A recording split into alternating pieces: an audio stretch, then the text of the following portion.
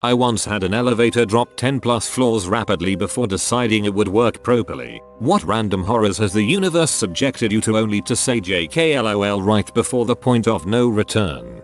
When I was 10, I was on a helicopter visiting an island off the southeast coast of England. Everything was going smoothly until the helicopter turned onto its side and proceeded to nosedive for a good 10 seconds towards the sea. Needless to say, this had everyone screaming and scared shitless. The helicopter suddenly levels off and the pilot comes onto the PA system and says, "Sorry people, could have sworn I spotted a dolphin.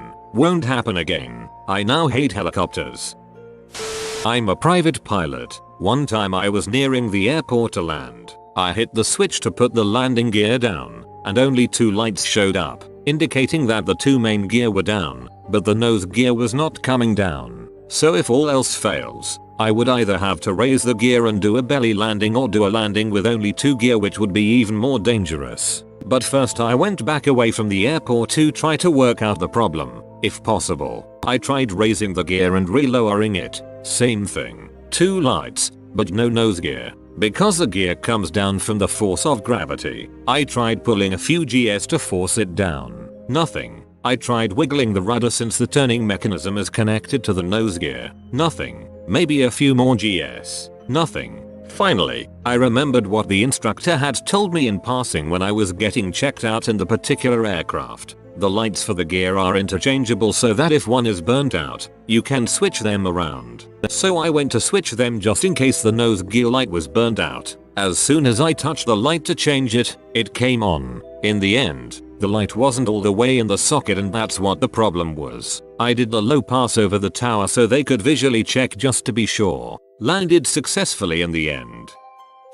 I've long had a fear of heights, and at one point in my life I set out to conquer it completely. I had been on high ropes courses in the past and done some actual climbing and rappelling here and there, but the fear persisted. I took a course on climbing to bolster my courage. It was during one of the last days of the class. While roughly 50 feet up on the 60-foot climbing tower, I came to realize I was losing my grip and lacked the dexterity and strength to recover. I called out to my belay that I was falling. Shortly after I dropped, but nothing caught. My belay had lost the ropes. I knew enough to fall with my legs slightly spread, knees slightly bent and arms up, but it didn't matter. I hit the ground and there was nothing I could do prevent my knees from buckling. My ass hit the ground and then suddenly I bounced back up. The rope gave a few more weak bounces and I was left suspended with my feet dangling inches above the ground. I could point my toes and just touch. The instructor somehow got a hold of the ropes and set the belay. I never got back on the tower.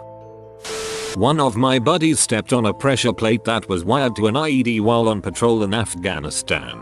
He felt his foot sink down and froze, and nothing happened. When EOD, the army version of the bomb squad, finally arrived, they looked at the IED and couldn't figure out any reason why it hadn't gone off. The EOD tech just said to my friend, "Yeah, you should be dead, dude."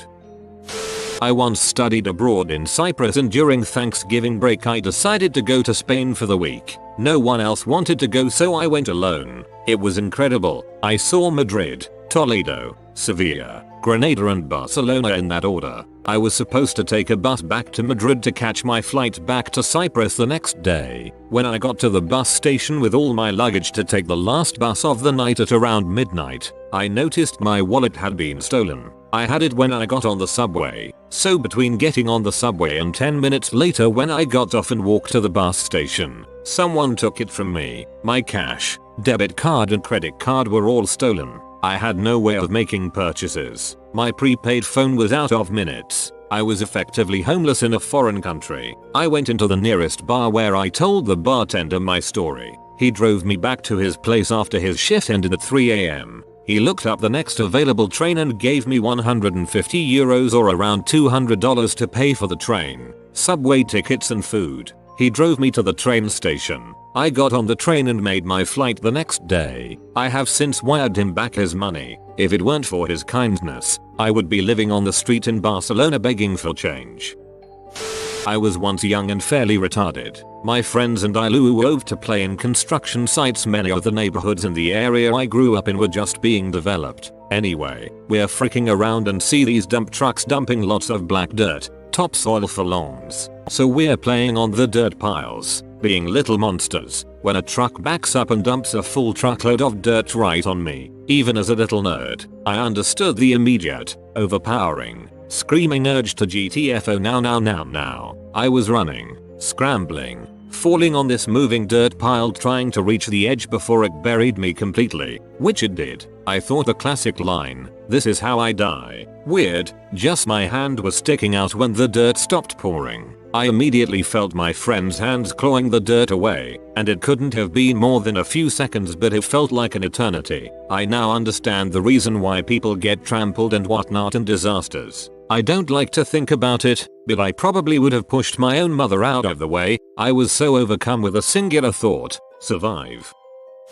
When I was about 15, I took a trip to VT with grandparents and my similarly aged cousin. We decided to go to one of those scenic overlooks that is nearby. Turns out to be a 50 feet tall waterfall. Scenic overlooks not being our thing, my cousin and I decide to ditch the geezers and climb around behind the fall and check out the view from the top. We make it up there and grab onto a tree, waving our arms madly and catching the attention of the old folks. At the same moment they glance up, my cousin slips toward the falls. I grab him, but end up losing my footing and falling into the water myself. As the rushing water carries me towards what I assume to be imminent death, my right foot gets caught between a couple large rocks and the water pushes me upright. I find myself standing not 15 feet from the edge of the falls. Grandparents in plain sight. I start yelling at them to take my picture. At that point I was almost literally crapping my pants. I don't know if anyone else has seen their grandmother screaming in utter terror, but I honestly hope not. My cousin pulled me out with a large branch a few moments later, and we were in serious crap. After the crisis averted stage, we joined them grandparents on the wooden overlook. Clearly visible from that side of the falls was a giant sign on which all the names of the people who died from falling off said waterfall were printed. I once fell through the ice when I was around 11 years old and didn't know how to swim. I flailed around wildly and started screaming at the top of my lungs. Then I noticed that the water was only about nipple deep. Still, it was a cold freaking walk home. I'm surprised I didn't get hypothermia. About 10 years ago I went for a routine STD screening because I am responsible and crap. The doc comes out with that horrible bad news face that they all seem to get and just stands in front of me for a minute clearing his throat and looking uncomfortable. He starts to say something twice while looking at the chart. I'm afraid that, well it isn't goo. Ahem. He clasps the chart in front of him and appears ready to say something. I glance at it quickly and make out HIV mentioned a few times. Suddenly a nurse kind of jogs out of the office, takes the chart from the doctor and hands him another one, gives me a smile and then walks back inside. The doctor looks at the new chart, grins like a kid given the day off school and says cheerily, "Well, looks like you are all clean." A friend of mine and I were kayaking in the Gulf of Mexico and thought we were about to be eaten by sharks. We saw like 6 dorsal fins approaching, and it wasn't until they were about 10 feet away that we realized they were dolphins. I once was run off the highway by a woman driving a minivan and simultaneously doing her makeup. I drove for a while in the grassy median zone before being able to jerk back on the highway. When I looked at the lady again, she looked sad and apologetic, sort of like a puppy when it knows it's chewed your favorite sandals. Doesn't change the fact that she almost killed me. I had a stroke at 22 in September, but no permanent damage. Real funny. Universe. Went to see the movie Twister in theater. During the part of the movie where the F5 tornado is destroying everything, 5 ceiling tiles fell into some empty seats, thankfully, and rain started cascading violently from the hole. I have to say it made the movie far more intense. The storm that hit the theater wasn't a tornado, but for some reason the high winds and a bad roof caused the collapse. Taking a trip through the mountains with the wife, no ex, in the biggest posed car we'd ever owned. We were about 4 hours from home, going through a small town, when the brakes fail. Thankfully the car was a 5-speed manual, so I start shifting down to slow down. Spotted an auto parts store while coasting. Judged it just right and pulled in and parked using the building to finally stop the car. Was a very gentle tap. I then proceeded to jack the rear of the car up and investigate. The rear brakes were completely shot, including the wheel cylinders. Went in the store, bought what I needed for repairs, new brake shoes, cylinder rebuild kits and some brake fluid. I then proceeded to do a brake job on my car with nothing more than a Leatherman and a full-size flat tip screwdriver. Was back on the road within the hour. Years ago I was taking a break from kayaking, swimming in a river with a bunch of people all around me. I was next to a big pipe running under the water, actually called pipeline. Still not sure the exact reason for the pipe, but I was slowly being pulled to the left. Not thinking much of it, I let it pull me when all of a sudden I'm completely submerged, being sucked down into it, but a random metal rod jabbed into my chest. I hang onto it for dear life with one hand and with the other reach out of the pipe to feel around and actually find a handle to pull myself out. When I got out and sat on top of the pipe, I looked around. I noticed everything was crystal clear and no one had even noticed. I almost died right then. Quite the thrill.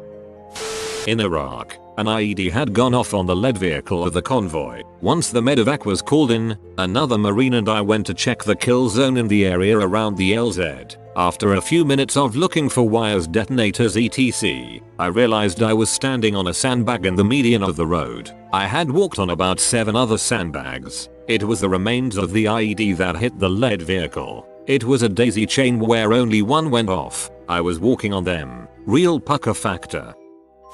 Only thing I can think of is a 5.7 earthquake in a building rated for 6.0.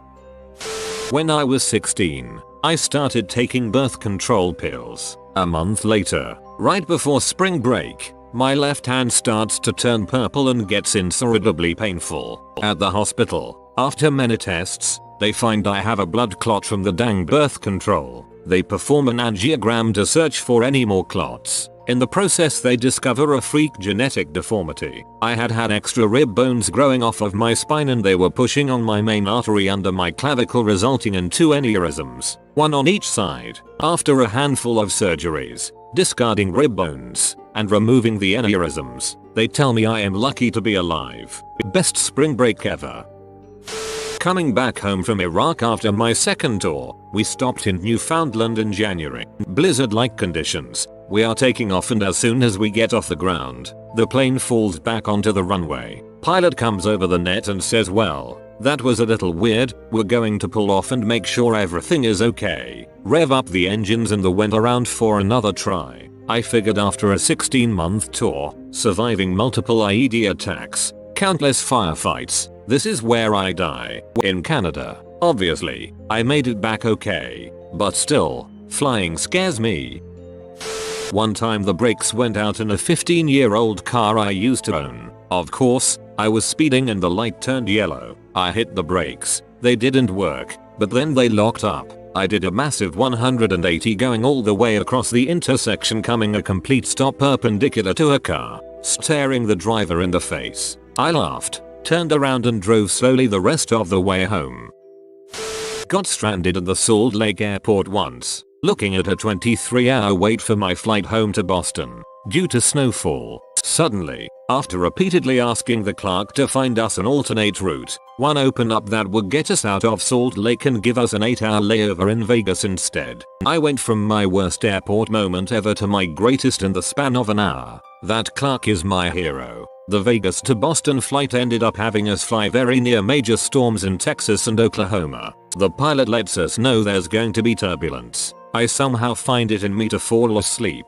I wake up with a massive thud from turbulence, and about a second later the plane begins to fall. I go weightless. My seatbelt keeps me strapped in. My wife lets out a scream. So do others. I think this is it. This is how it happens. Then we regain control. The whole event lasted about 5 seconds. Turbulence backs off a few minutes later and we make it to Boston safe and sound.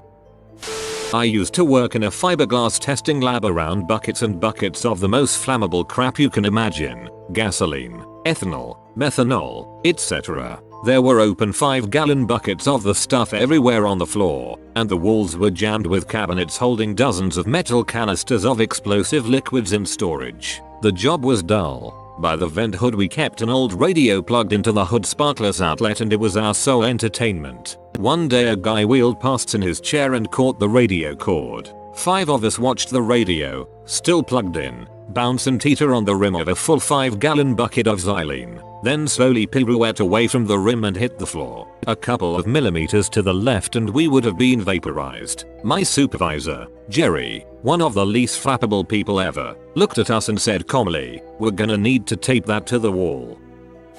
My GF and I were driving to Vegas from San Francisco via Death Valley in a rental car. We were visiting the country. Anyway, we were 30 miles into Death Valley at around 6 PM when I realized we probably wouldn't have enough gas to make it to the next gas station, which was roughly 100 miles away. So after driving for another half hour or so, the blinking lights came on indicating we were on reserve fuel. My GF starts freaking out cause our cell phones have no service and there wasn't anyone who we knew to call anyway. So we stopped at the deserted RV park in the middle of Death Valley to try get some help. All the while genuinely fearing running into a bunch of crazy hobos and getting robbed, kidnapped, murdered. So anyway, the place is devoid of people, so we continue driving on reserve towards BT, NV. Eventually, the car grinds to a halt and we end up having to pull over to get help.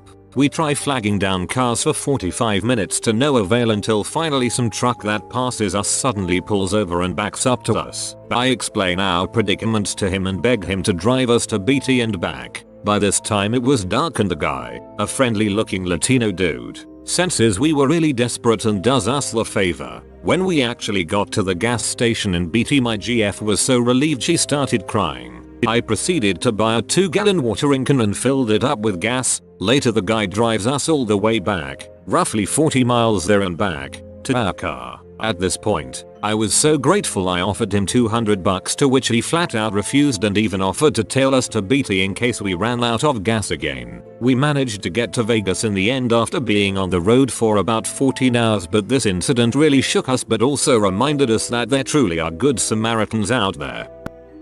I was driving this 12-year-old car with an old starter that worked maybe 1/5 of the time. Also, I am aware this isn't the best plan. I was saving up to get it fixed at the time. I pulled the car out to make a left over a highway, pushed the car into second, and suddenly it stalled out. I was sitting there watching the cars come at me while trying the starter with my right hand. Every time the dang thing refuses to start. Once, twice, 3 times. Those cars are slowing down but there's no way they're going to come to a full stop in time. 4 times. Frick, that car's going to hit the driver's side where I am. 5, 6. Alright, I'm dead. I'm dead. That's it. But may as well try again. 7. Just when it hit the point of no return, at the 7th try the car's engine came to life. I threw the car in reverse and put the gas to the floor. The oncoming car in the left lane had pulled partially into the left lane of oncoming traffic. Dodged my front bumper by no more than an inch. Still going about 30.